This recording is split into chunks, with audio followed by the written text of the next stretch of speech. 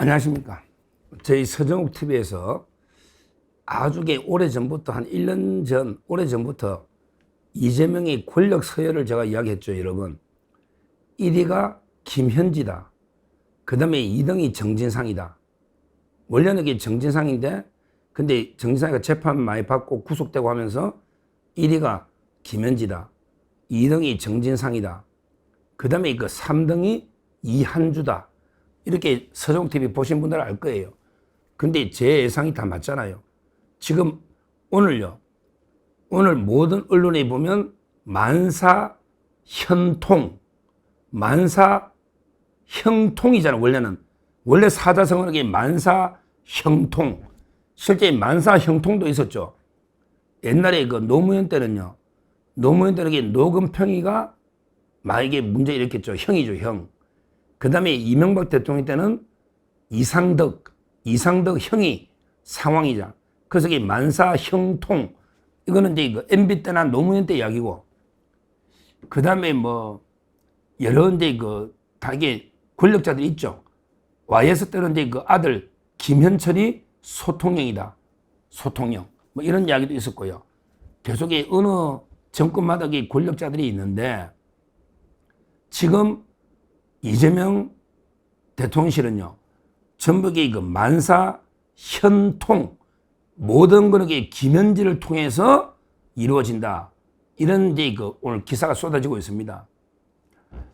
그러니까 한마디로 이재명의 그림자 비선, 이게 김현지인데,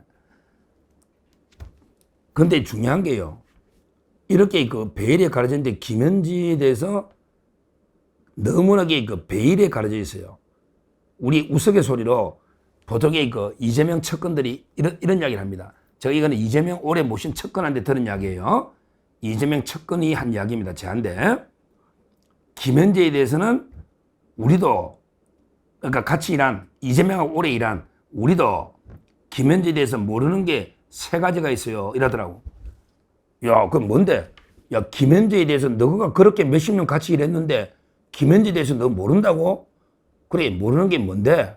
세 가지가 있대. 뭐냐? 첫째, 나이를 모른대요. 이거는 이게 말이 안 되는 이야기죠. 총무비서관이란 얼마나 중요하면 이게 다 프로필을 공개를 해야죠. 언론에 보면 이게 다 인사가 있을 때는 다 이게 공개를 하잖아. 뭐 몇 년생, 고향 어디고, 어디 학교 나오고, 쭉이 다 이력서란 게 나오잖아. 어디 인사가 있으면 중요한. 근데 김현지가 몇 살인지 모르겠어. 김현지가 근데 실제요. 실제 이재명을요, 1996년, 8년 엄청나게 한 30년 가까이 모셔왔으니까 나이는 이게 한 50은 넘을 거로 보지만 정확한 나이는 이게 모른다는 거야. 왜 이렇게 베일에 가르치냐고. 사람을, 물론 이력서는 있겠죠, 공무원이니까. 근데 공개를 안 하니까, 신원을. 근데 이렇게 베일에 가르치면 안 돼. 나이를 모른다는 거야. 나이를.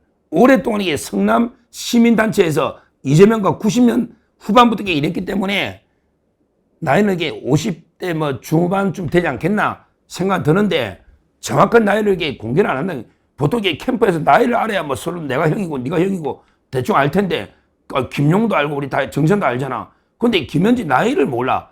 이 총무비서관이라는 중요한 자리에 말이 안 되는 이야기죠. 그 다음에 더 심각한 게 두 번째 모르는 게 어느 대학을 나오는지 학력을 모른대. 아니 어느 대학을 나왔는데 학력을 모른대. 이거는 이게 문제 아닙니까? 우리가 검정을 학력 사이는 알지만 이게 검정을 하고 하면 다게 어느 대학 출신 이게 다 알잖아요. 이걸 이게 모른다는 거예요. 실제 제가 들어보니 김현지가 수석 보좌관을 했잖아요. 계속 이재명 경기도 있고 들어봤더니 정지상이하고 비슷하대. 딱 이 블라인드 하나를 쳐놔.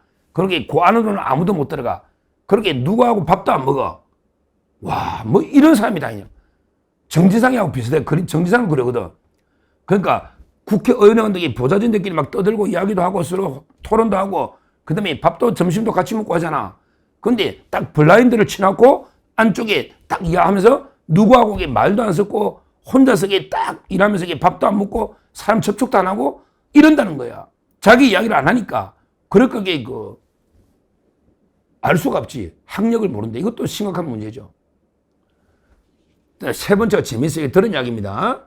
근데 이게 세 번째 뭐냐? 김현지하고 이재명의 관계가 정확하게 어떤 관계인지를 측근들도 모르겠대. 이거는 이게 의혹입니다. 모르겠대. 그래서 옛날에 이런 이야기 있었죠. 요거는 팩트입니다. 옛날에 김부선 씨라고 있잖아. 우리 김부선. 연예인 김부선. 이분이 뭐냐면 이재명이가 막 자랑하더래.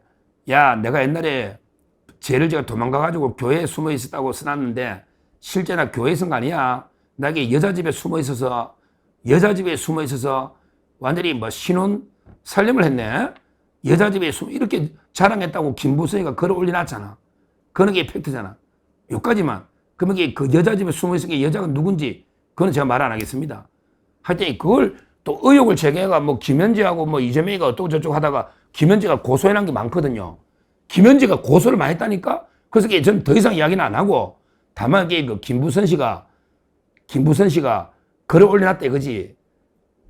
이재명이가 도망갔을 때 뭐 이게 교회에서 뭐 지하에서 했다 이렇게 책이 되어 있잖아. 그게 아니고 여자 집에서 꿈 같은 도피 생활을 했다. 행복한. 이런 이야기를 김부선이가 써놨다. 여기까지만. 그러면서 그 정확한 관계는 모르겠다는 거예요. 사람들이. 캠프에서도. 어떤 관계인데 왜 저렇게 신임하는지 모르겠다는 거지 뭐. 그냥 모른다는 거예요. 저는 그게 뭐 이상한 관계라고 말한 게 아닙니다. 그냥 김부선 씨가 그런 글을 써놨더라. 그래서 첫건이 제한테 나이 모르고 학력을 모르고 정확하게 이재명과 어떤 관계인지를 모르겠다. 이 세 가지를 이야기해 주더라. 이 말입니다. 근데요, 문제는 이게 심각한 게 김현지가 돈을 이게 담아, 이거는 팩트인데요. 제가 팩트와 들은 이야기를 제가 구별해, 이건 팩트인데 옛날에 이재명이가 집에서요, 현금 3억 2,500을 가져와서 입금을 합니다. 3억 2,500 중에 2억은 1년 전에 계좌에서, 농협에서 1년 전에 현금 인출해놔. 와, 대단하죠. 1년 전에 2019년 1월 달에 농협의 이재명 계좌에서 빳빳하게 5만원짜리 현금으로 2억을 인출해놔. 그렇게 장롱에 넣어놔. 장롱에 뭐 이자 얼마 준지 모르지만 장롱에 넣어놨다가 또 이게 우리 어머니 돌아갈 때 조의금이 들어왔다 이래가 1억 2,500을 더 못해. 그래가 3억 2,500을 입금을 한다고. 그 돈 가지고 이제 경선 기타금도 내고 하거든. 그거 기억나실 거예요.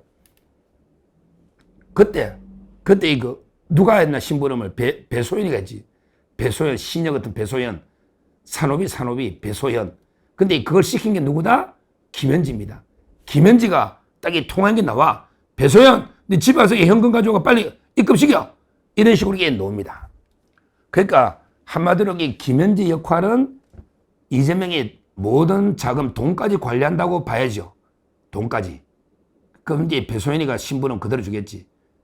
배소연이는 건물이 4개입니다. 참고로 80억. 웃기죠. 그때 웃기죠. 뭐 김현지는 어디 사나? 김현지는 김만배 그 대장동 그러니까 아파트 하나 분양받았을 거예요.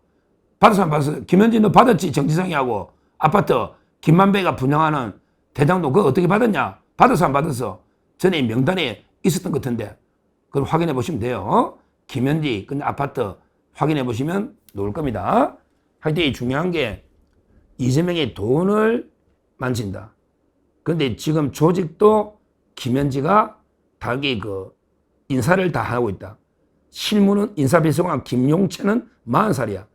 인사비서관 김용채는 근데 이게 허수아비지. 실무하는 김용채.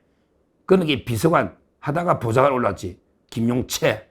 그 다음에 정진상 아직도. 그 다음에 김현지.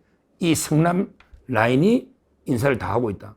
그러니까 한마디로 그 총무비서관 하면서 완전히 인사와 자금을 전부 주무르고 있는 그래서 이게 만사 현통 이런 말이 나오는 겁니다. 자, 그러면 이게 마지막으로 김현지의 운명은 어떻게 될까?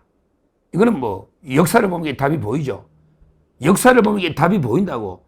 뭐 옛날에 노금평 만사 형통 노금평 교수 같잖아. 그다음에 만사 형통 이상덕 교수 같잖아.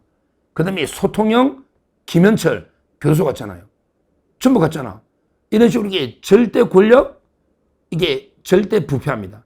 절대 권력은 절대 부패한다. 이게 영국의 액턴에서 경은 이제 호칭하고 영국의 액턴 이분이 한 말입니다. 절대 권력은 절대 부패한다. 만사, 현통, 김현지도 결국은 이게 저는 교도소로 간다. 이거는 이게 역사의 거울로 비춰본 진리입니다. 진리입니다. 시점은 왜? 권력이란 게 화무 11홍인데 권력이란 게 꽃이 영원히 불섭니까? 꽃도요. 붉은 꽃도 이게 화무 101홍, 11홍 뭐 며칠 못 갑니다. 며칠 못 가. 그럼 이게 권력은 영원할까요? 이재명 권력 뭐 요즘 이게 길어도 레임도 오면 2, 3년입니다. 얼마 못 간다. 그러면 이게 결국 모든 게 폭로가 놓을 수밖에 없고요. 결국 저는 김현지의 운명은 뻔하다. 역사의 거울로 비춰보면 교도소 외에는 방법이 없다. 뭐 이재명도 이게 뻔하죠. 이재명의 운명도 뻔하다. 정의는요, 반드시 언젠가는 이루어집니다. 정의는 반드시 실현됩니다. 실현된다. 하여튼 오늘 제가 김현지 문제 계속 제가 제기했는데 오늘 다 놓고요. 특히 제가 들은 이야기는 이화영이 변호인 했던 후배한테 이화영이 변호인을 하다가 그만둔데 변호인한테 들은 이야기는 김현지가 전화 와서 그만두라 하더라. 김현지가 야 이게 이화영이 변호사까지 옛날에 주물렀나? 그러니까 이게 어디까지가 역할인지도 모르겠어.